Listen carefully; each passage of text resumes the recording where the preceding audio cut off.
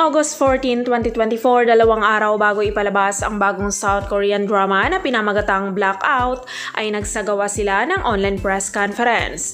Tampok ang 4 na pangunahing bida na sina Byun Yoo-han, Go Jun, Go Bo-gyul at Kim Bora, at kabilang din ang 2 pang cast na sina Bae Jong-ok at Jo Ji-yeon.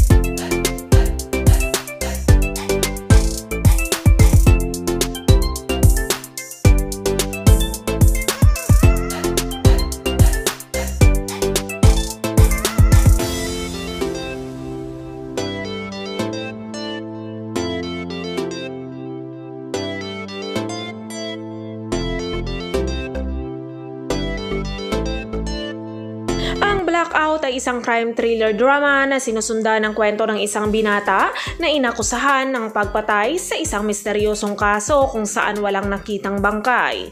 Pagkalipas ng 11 taon, bumalik siya sa kanyang bayan pagkatapos na makalaya mula sa bilangguan. Nagsimula siya sa isang paglalakbay upang matuklasan ang katotohanan at nalaman ang nangyari 11 taon na ang nakakaraan.